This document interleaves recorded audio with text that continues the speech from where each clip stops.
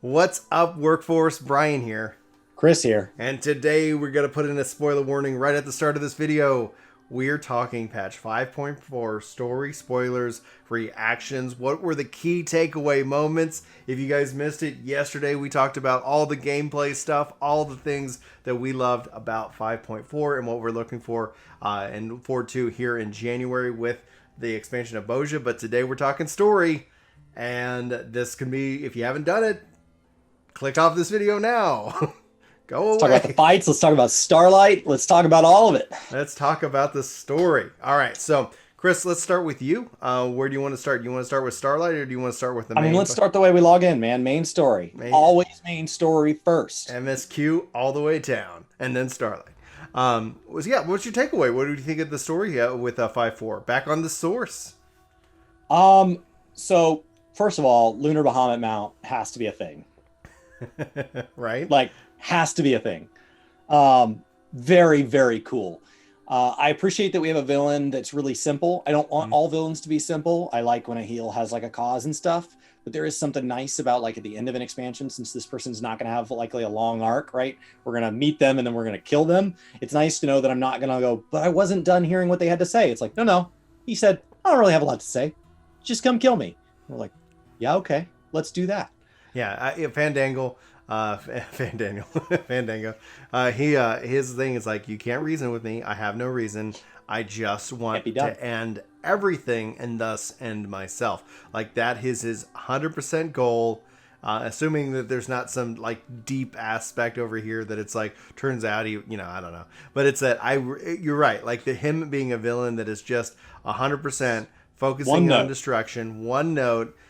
I really am kind of curious to see how this ultimately plays out, because is this gonna be a threat that is resolved beforehand, before 6.0, or is this essentially the catalyst which then opens up 6.0, opens up the rest of this kind of story? Yes, it will be both. I think it's gonna be both. All right, but I think we're gonna resolve this, and then there will be a ripple, and that'll send us into the next expansion. Okay, that's where I think we will stop his total world destruction.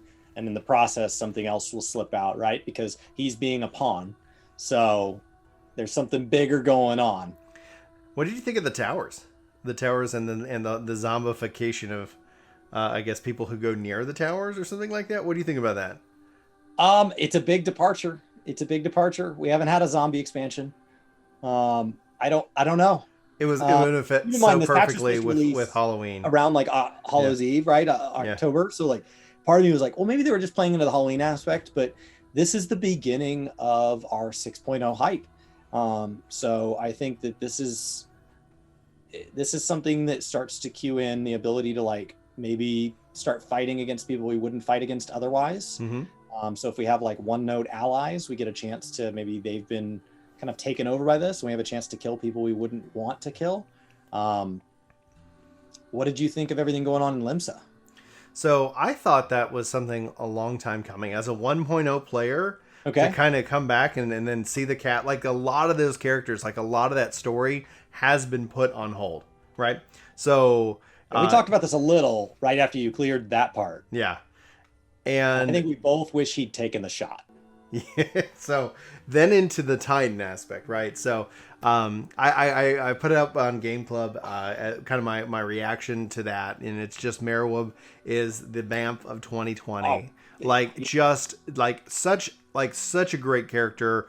I thought and then when we talked about it privately, just to kind of tell everybody what you told me, you kind of wish that instead of shooting in the air, he at least shot her in the leg, so she had a limp for the rest of the story. So no, she's not dead, but there is some kind of you need to live with a scar that represents what you've done, right? What you've claimed guilt for, right? But I loved the gesture. I was like, does Square Enix have the chutzpah, the guts to actually end a main character in this game? With we've seen some death, we have seen it, Brian, yes, we know, and I won't go into it, but only when that's their great honor, right? You like Minfilia more for dying, you like Ardbert more for dying, we don't see a tragic death, Palomino, true loss. Well, they're Thancred's here and then he's gone and that's it. He's not coming back, right? You can go to the Palace of the Dead if you want to see him again. You know, yep. and so back as a zombie. That's going to be the coolest thing, I think, when we see as we go forward, is that what kind of ramifications is that? What technology and magic are they imploring? You know, because we have zombie, we've seen zombification, we've seen that play out already in gameplay. You know, and it's like, is that something that can be like we now have? I think the biggest moment, personally, for me speaking, a cure for tempering.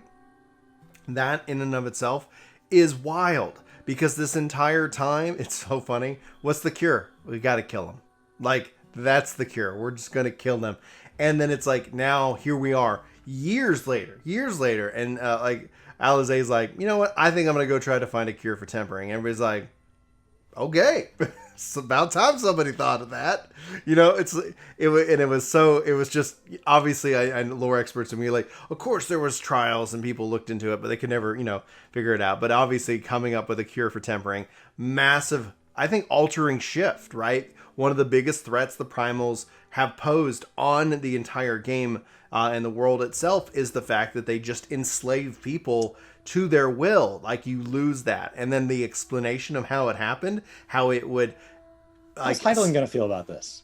Well, that's what I was wondering. Can we untemper ourselves? You know, is that something that, like, why didn't we think... Like, are we worried that we're tempered to Heidelin at this point? Or, like, what's that going to look like? So there's a lot of questions I have there. We'll have to get at this and bring back the podcast. And, you know, we did a podcast, our last post with Rich from Hogue Law. And hopefully, guys, 2021, you'll see the return of the podcast a little bit more this year. This year's been nuts.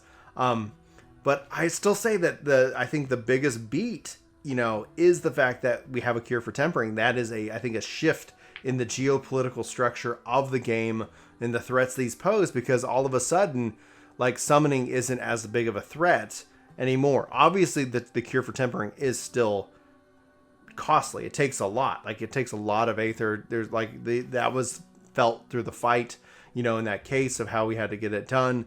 But now there's a method that hopefully can help, like, alleviate some of these things, bring back, like, a more unified front. I don't know. Maybe that's a part of Fandango's plan. Who knows? But the towers in and of itself, the zombies in and of itself is interesting, because are those individuals, like, are they tempered? Like, is it just a tempering to this idea of Garlemald? Or is that essentially like some kind of magic? Are they in fact dead, but reanimated dead bodies? You know, that's what I want to know. Yeah. It's definitely interesting. I think there were some controversial moments where it felt like, when we were talking about, like, the Beastmen or whatever, that we had an issue with who they were tempered to. Uh-huh. So I did start to have some morality questions where you start to say, like, we can remove people's belief system. Right? We can kind of discriminate. We can take because as we were removing it, at first we were saying, like, they've lost their free will of being tempering. So we need to dial back that tempering to get them back to a point of choice. Mm-hmm. But then some of the times they were phrasing it, they started moving into a bit of, like, we need to help them make better choices.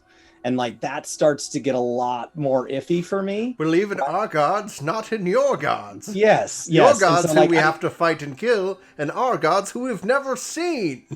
So I do think that there were a couple, like, questionable morality moments there where it kind of seemed like we were like, well, we'll need to go back and teach them that it's not okay to believe in certain things. And it's like, we're getting a little Crusade-esque here.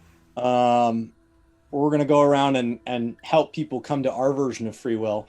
So it'll be interesting to see kind of how that plays out, because even if we executed it perfectly, even if we didn't do anything morally questionable, what happens if an Ascian takes our technology to do this? Mm-hmm. Are we going to like their interpretation of what's fair and reasonable? What happens if Garlemald has this anti-tempering, change who your faith is in device? Yeah.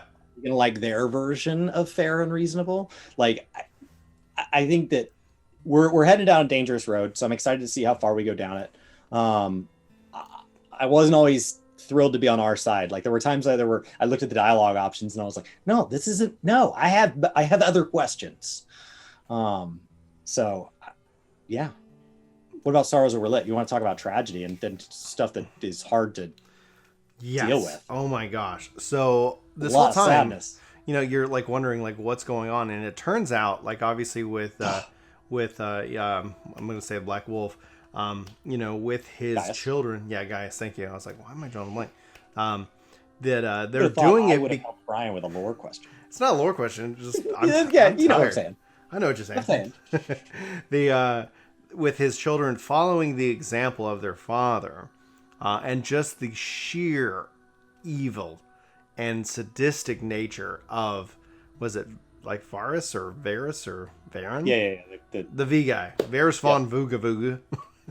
And so like he's just insane. Mr. Von Torture.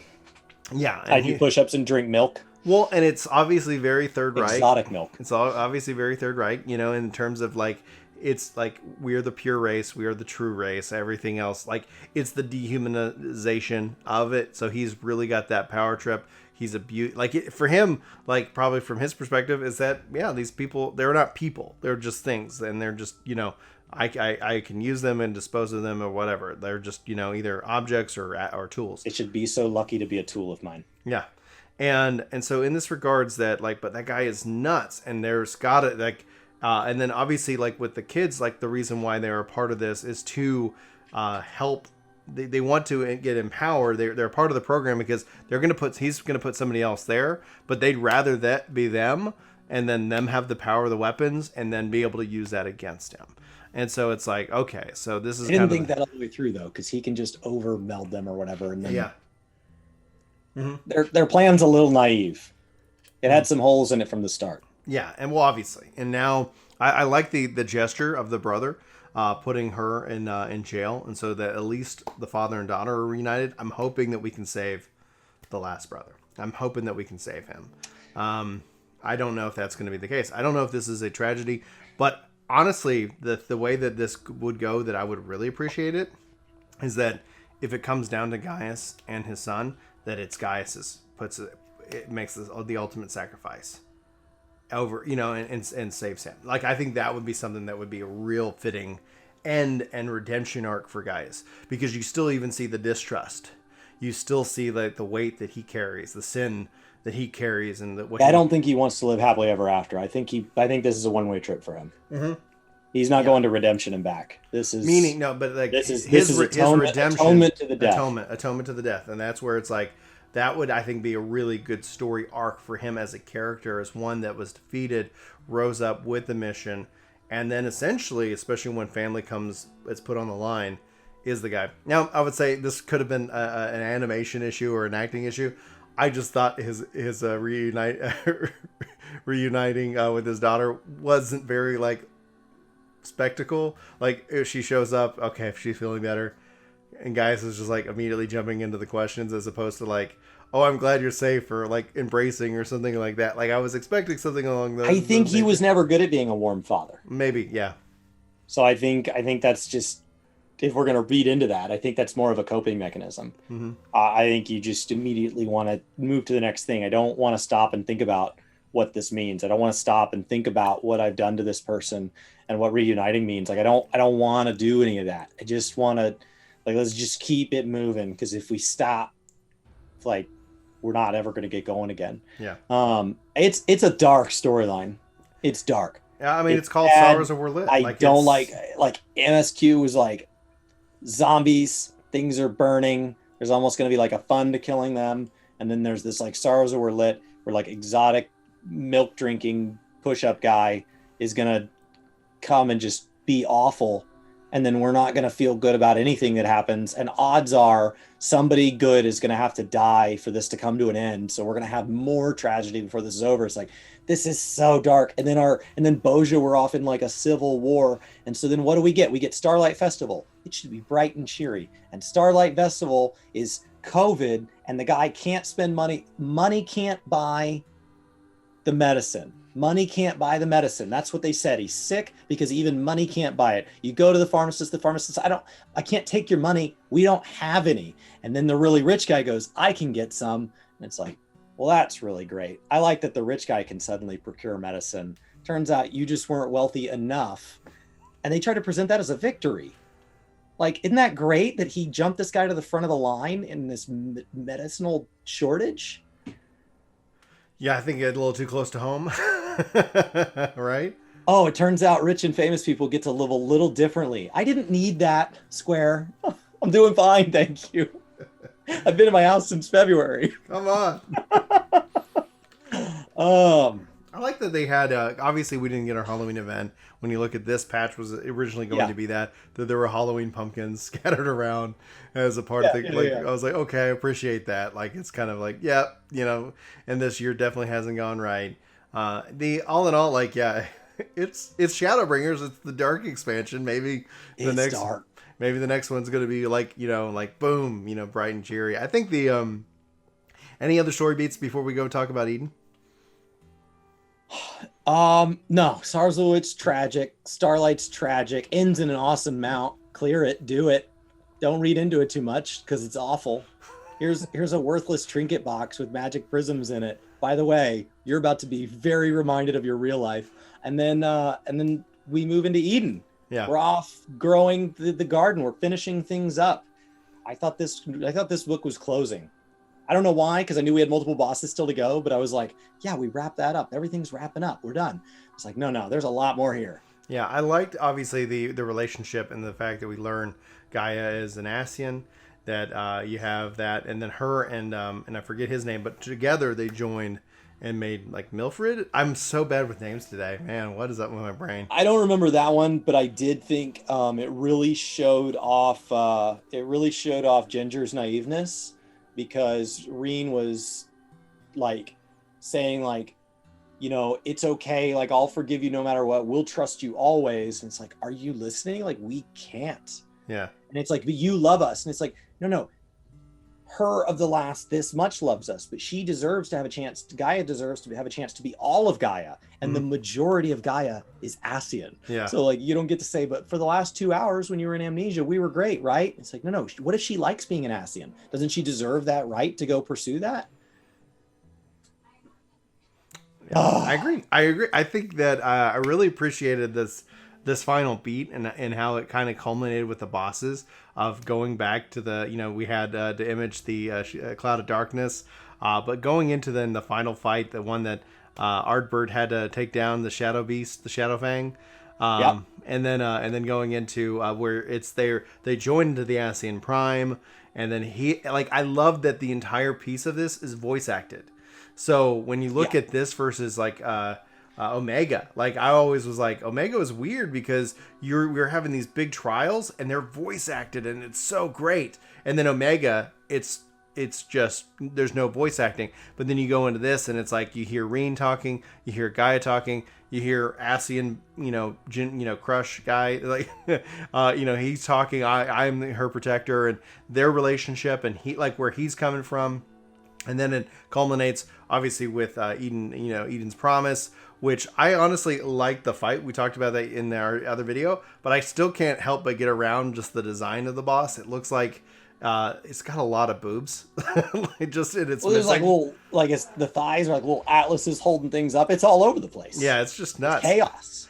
And I was like, all right, like I'm not so keen on that final boss. But then obviously the, saving Gaia, helping to restore her memories, and how those memories were what were being attacked, because that essentially where from the, like, whether it was jealousy, whatever it was, it's like, because you're right, like Gaia deserves to be all of Gaia and make the decision both of, but what they were doing was trying to attack her memories so that she would only just be who she was, right? To kind of revert her back to like, oh, all she knew was this.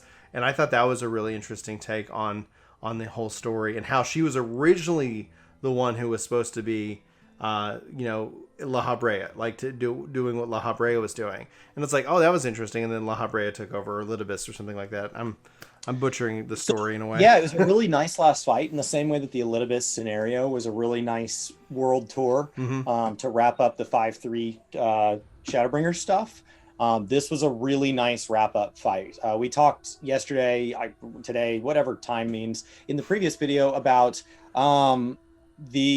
that fight I don't think will age well because it's so narrative based. But from a narrative perspective, that last fight was a really nice culmination. It tied everything up. You got a chance to go back and go, oh yeah, I remember that. You know, I remember the biscuits, I remember the necklace, I remember all these things, and see the voice acting and go through things that are really like toned off of like the way we feel through all of that.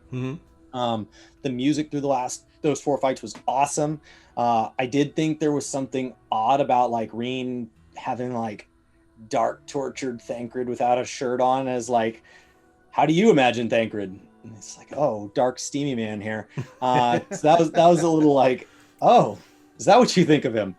Well, let's draw that out. Let's tackle that.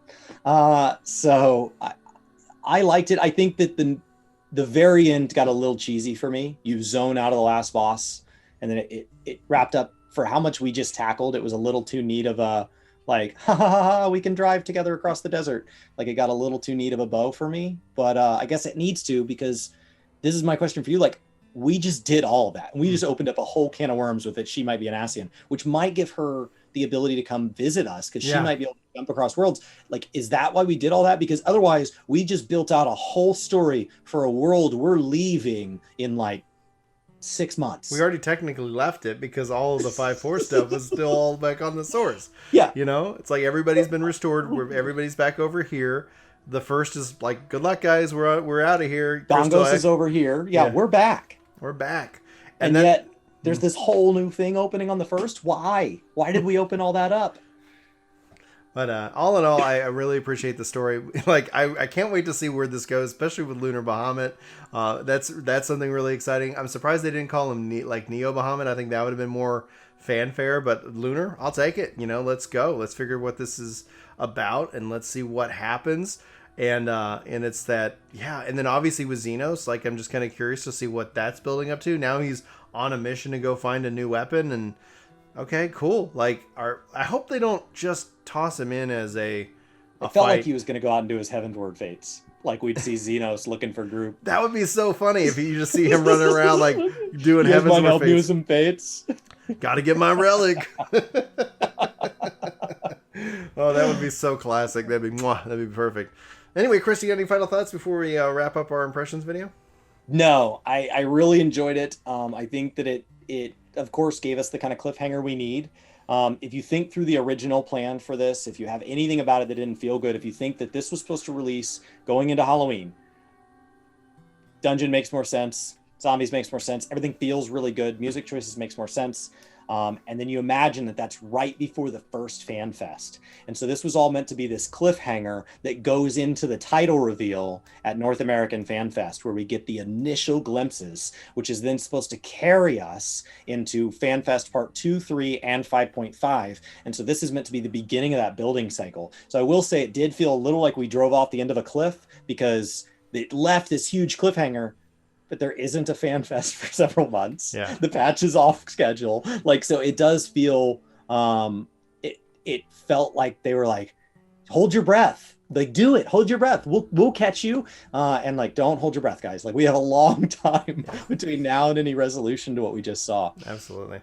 All right, guys. Thanks for checking out this video, and hopefully you enjoyed. Let us know what your thoughts are in the comments below. If you feel like we've earned it, hit that like button, that subscribe button, and come back and check out our other videos, especially if you missed yesterday's. But for Work to Game, my name's Brian. My name's Chris. Thanks for watching. We'll see you soon.